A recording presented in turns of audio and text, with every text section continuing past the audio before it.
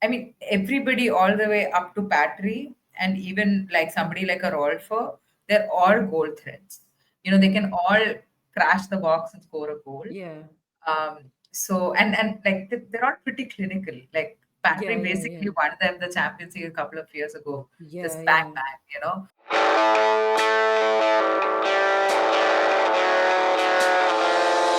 Hello, everyone. Welcome back to another episode of All About the W. Kai is with me as usual, and we are here to cover the preview of the Champions League finals. We are so excited to bring you this one. The Champions League final being played between Arsenal and Barcelona. So many exciting things to talk about. Kai, first thoughts? Uh, I mean, we do have a live stream. We're gonna have a watch along, and I'm hoping it's going to be the ultimate successful hate watch. Yeah, yeah, yeah. uh, Yeah, we're going to call it the hate along. It ain't uh, just a watch along. Absolutely. So all of you lovely folks should join us and be haters with us. Yeah. First thoughts, yeah, just that Arsenal just need to have a perfect game and Barcelona need to have a not so great game. I think that those are my first. I mean, pretty much sums up my thoughts.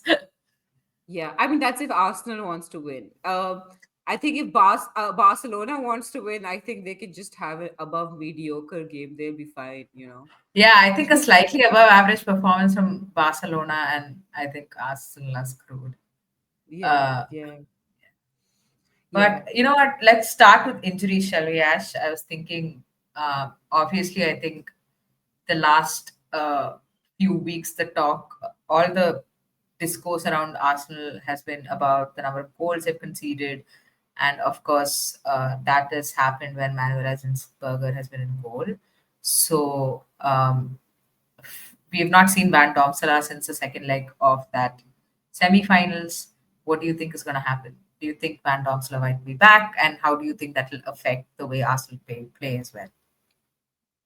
You know, for me, even like a 60 or 70% or 80% fit Van Domselaar is better than Zinsberger. Like I would like if you could put a potato in goal for Arsenal, I think at this point, because I don't mean this in with any hate to Zinsberger. I don't think Zinsberger is such a bad goalkeeper either, but I think that her confidence is just short. Like the 13 goals that she has now conceded in the last three games. I don't think any goalkeeper you want to put them in a high pressure situation like a Champions League final after they have just conceded like I don't know, was it 12, 13? Like I forget the number, but it was an insane number. So Yeah, with that sort of confidence, I would just be like put a kid in, but don't put Zinsberger in. So if when Dobsolar is has like basic mobility and she's obviously player safety comes first, so as long as she's fit to play, I think you should definitely put her in goal. I mean, I also feel like the Arsenal backline becomes uh so like careless when Zinsberger is in goal because they have no faith in Zinsberger and like they feel scared to go forward, and it ruins Arsenal's entire setup because then a too big a gap develops between the midfield and the back line, and this results in a lot of like space in order for the opposition's midfield to sort of uh, create something, yeah, and in the Brighton game, especially the Villa game, I think Arsenal just played badly. But like yeah, the Brighton game, I think you could see that very clearly that there is a lack of confidence in going forward. And I think yeah, Arsenal need that confidence because against Real Madrid, the reason they won that second leg was simply because they took a chance and kept with their high line despite not against Real Madrid, against Leon. Sorry. Like they really took a chance on their high line and said that we're not going to compromise despite losing the first leg. yeah. Absolutely. I think, yeah, I think it's going to be interesting, right? That call to whether or not bring Van Domselaar, like you said, you mentioned player safety there. I also think the fact that the Euros are around the corner is also very important because Van Domselaar is Netherlands' starting goalkeeper. So you also don't want to make a player, like, you don't want her to be worse off by the end of it, especially when there's a major tournament coming up. But yeah, any other updates from Arsenal? Um, there is a new contract renewal, but I feel like we can discuss that after we talk about the injuries. Um, so one long-term injury that Barcelona has is Kika Nazareth, and Alexia actually made an interesting statement about this. Kai, I feel like you might know more about this because you keep up with the social media stuff. Yeah. No, it was after after their final league match. They were all like celebrating, and Alexia had the mic, and it seemed like she basically told Kika that Kika obviously has been out with injury for quite some time. I think it's like an ankle injury. So she basically said, "Oh, we're going to your home, and we'll try and make you proud." Obviously, the final is going to be in Lisbon, so that's really interesting. Apart from that, I don't think there's any other injury because they had a fully fit squad pretty much uh, in their game against Bilbao. I think the only thing that I found interesting was Rolfo started at left back over Esme Brooks. Like we saw that happen in the second leg of the semi-finals as well. I wonder if Pere will like opt to do that because I think Rolf is somebody who brings a lot of experience. Like she doesn't have like the youngest of legs, but she definitely brings that calm head and experience. And also, I feel like Esme Brods, like she's obviously like a converted left back, right? Like she's naturally a left winger. So if Brods is on the bench, maybe she could even come off the bench and impact in Barcelona's attack. But yeah, apart from that, they had a fully that I'm assuming is going to be the starting 11 against Arsenal. Only that left back position is a bit of a doubt. Uh, but yeah, I think no other injuries to speak about. Of course, Yeah. I think we are recording before the press conferences, so we'll have an update on that by the time Yeah. we release this video. Yeah, and also if there are any changes based on the press conference, you will find it here. Pay attention. Um, uh, since we covered injuries, I would like to go back to the fact that Manum has gotten a contract renewal from Arsenal. I feel so. Here's what I think about it: like 13 goals, 5 assists, two in this Champions League, and she's played every single one of these Champions League games to reach the final. So based on that, I really think she deserves her new record. You know, uh, can Manam be even better than she is now? Definitely, I think there is That, scope for that. But I think that she's a really good squad player. Like, even if she doesn't get included in the first 11, she's a really valuable player to have around. She's very flexible in terms of how she plays, where you can put her, all of these things. So I just feel like she's a useful player and it's a good contract renewal. What do you yeah, think? I think I agree. I think she has like obviously in this season they've relied on Frida Marum a lot more than I expected them to. And I think part of that is because Mariona's role has also been a little uncertain because I was in the early part of the season, I was fully expecting Mariona to fill in that number 10 role. Um, but of course, things have changed so much. Like she started out on the left, then she went to the 10, and then now she plays like in the double pivot. So I feel like that has allowed Frida Monum to get more game time. Um, but you know what? In this game specifically, I feel like Frida Monum can be one of those like wild card, so to speak, because when you have that shot from outside the box in your Yeah. locker, um, like sometimes, and she does. I feel like her conversion rate for something like that is pretty good compared to most players. So I feel like that is actually a big positive for Arsenal while playing Yeah. against Barcelona. If she gets into those positions, there's a very real chance that she scores a goal. And maybe you just need one goal. Who knows? Yeah. To if not to win the game, to just get you into the game. So yeah, and giving her a contract extension right before the final, that boosts her, ego, it boosts her confidence, it shows that the club wants her, so all these things Yeah. could really play into how she performs in Lisbon. Yeah, yeah, for sure. I think it's definitely well deserved. And I think, the only person I know who doesn't who's terrible after a contract renewal is Mark Skinner. Everyone else, I think, takes positive reinforcement from it. So Yeah, maybe Mark Skinner took too much of a positive reinforcement from yeah. it, and like he lost his head.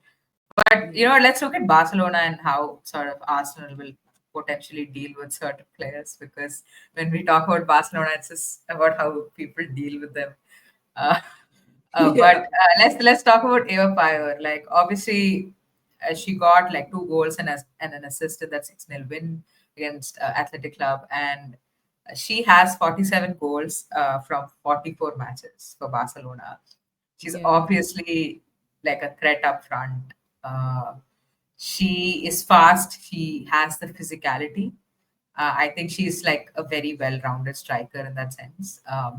And like sometimes when you watch Barcelona play, like their midfield is so robust that sometimes like you don't even need a striker like Prapire to drop in too much, because they're invariably in possession of the ball. So it's going to be really interesting, right? But before we talk about the midfield, I was wondering how you think Arsenal will deal with Bayo, or what their strategy would be. So, the thing about Eva Pajor, and I think Yash mentioned this as well in our semi-final review, was in our first semi-final review, was that the thing about Eva Pajor is she doesn't even need the ball to touch her head or to like score a tap in, like a poacher's goal sort of thing, because she's so fast that she can score a goal just by changing up the speed in the box. Like that's what Yash said that she did with Millie Bright, where it was like she just changed up the speed, and then Millie Bright was, Lost like her. flustered, like Yeah. so it totally transformed the rhythm of the game inside the box. And so she can score not just through the very basic ways that a striker scores, but in that creative way where she just like changes the tempo, changes the speed because of how quick she is. So Yeah. like she's really the perfect quintessential number 9. I also think that one thing she does that really helps Barcelona is that when she's such a goal threat. Like if you, like Yash mentioned, that if you give her two opportunities, she'll score one goal, Yeah. right? Because of that, just her presence in the box is going to drag defenders away. And Yeah. that means, like Alexia or, Aitana or somebody, anyone who's crashing the box is going to have an opportunity, because all of the defenders are going to be worried about Eva Pajor. And I think Arsenal defenders are very prone to following players. Like you'll see two or three of them just follow a Chasing. striker, chasing a Yeah. striker. So Uh, yeah, and Arsenal, like, I also feel like the in terms of space that she leaves behind, the thing is, um, like, I mean, everybody all the way up to Patry, and even like somebody like a Rolfo, they're all goal threats. They can all crash the box and score a goal. yeah, So and like they're all pretty clinical. Like Yeah, yeah, basically yeah. won them the Champions League a couple of years ago. Yeah, Just bang yeah. bang. So Yeah.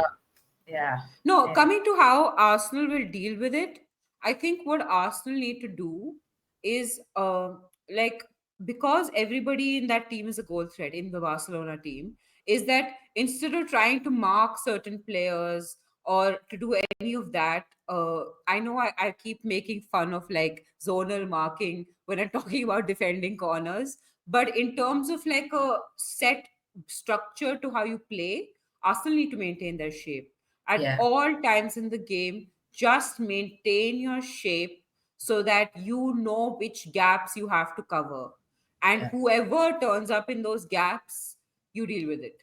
So yeah, it does not matter who that person is, whether it's Eva Pajor, whether it's Alexia, whether it's Aitana, whoever turns up. Like if it wears a Barcelona jersey, you should anticipate it. So I yeah, think that's the way to deal with it. Arsenal need to have a lot of discipline.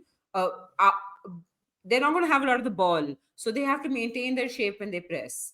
I think yeah. Absolutely. that discipline is crucial to how Arsenal can win this game. Yeah, I think, yeah, in terms of like of maintaining the shape, pressing like together, I think having that kind of synchronization in that, I think is so important. And I feel like of all the WSL teams, Arsenal are probably the best at do it. Um, we've spoken multiple times on this channel about how good Arsenal are at pressing. Like, not all of their off the ball work is good, but I feel like their pressing is probably up there with like is probably the best in the WSL. So hopefully that kind of bails them out a little bit. Yeah, Uh, yeah. but yeah, let's talk about the midfield, shall we? Oh, is there anything else that you want to mention? I actually wanted to ask your opinion on the midfield, because I wanted to ask you about Kim Little, right? Like, you look at that Barcelona's Ballon d'Or midfield, right? It's just full of superstars. There's Yeah, not a chink in the armor in that midfield. It's just the perfect midfield. yeah, Now, uh, arguably, Kim Little and Caldente have been really crucial for Arsenal and have been really, really good. yeah, Caldente, I think, technically can keep up with that Barcelona midfield.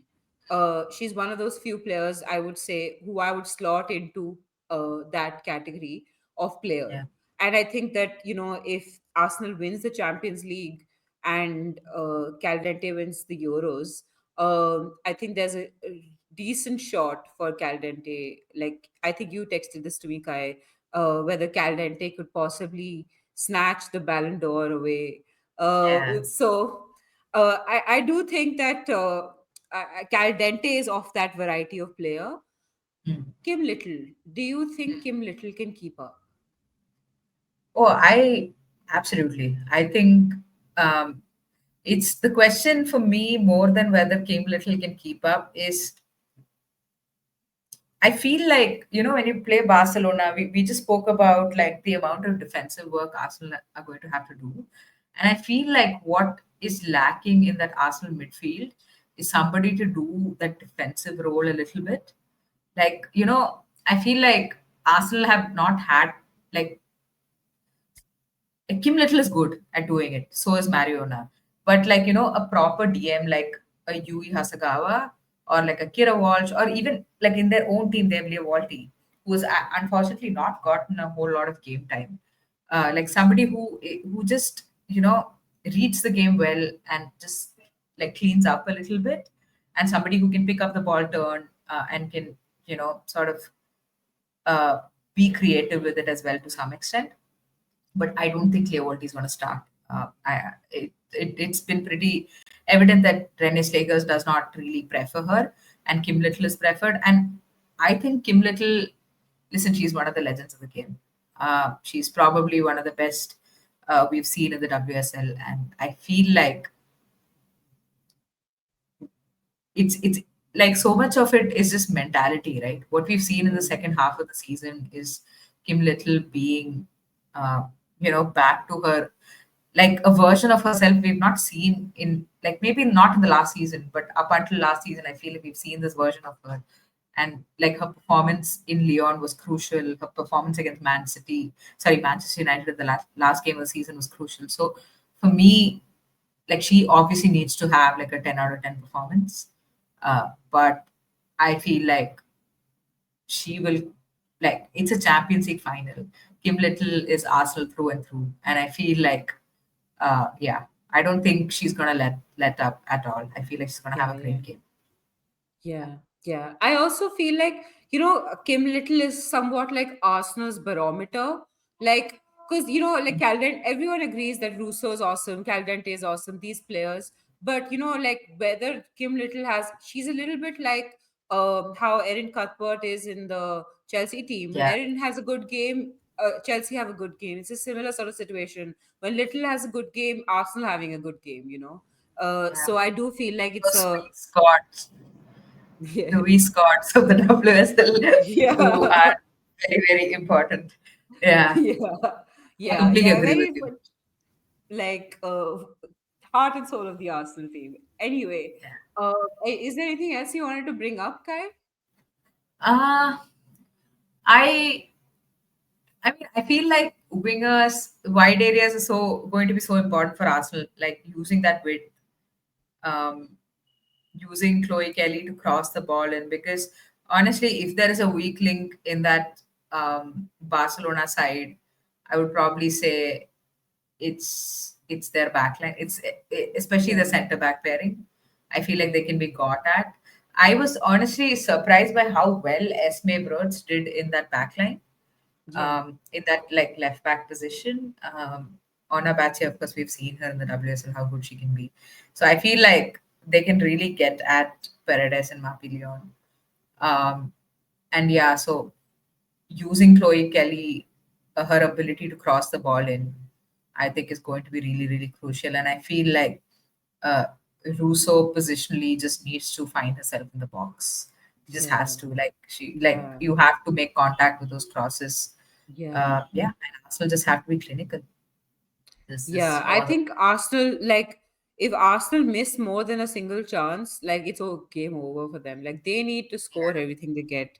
It's, like, they can't go, like, Manum not scoring those chances in the first leg against Lyon. Against Yeah, Barcelona, that's not going to fly. Like, they need to, like, yeah. convert everything. It Anyway, barely flew against Leon. Like we saw what yeah, happened against Leon. So yeah. yeah, Yeah. um, Sorry, um, Kai, I had one more thing that I wanted to bring up. Before I'm glad I didn't bring it up in the starting because I feel like the Arsenal fans might hate on me. Do you think Arsenal is fortunate to find themselves in this final at all? yeah. I mean, I've been thinking about this a lot because I'm just a bitter, petty Chelsea fan, right? And I've just been thinking, how on earth has this happened? Like, how am I sitting here and praying for Arsenal to lose in a Champions League final? How has my life come to this, right?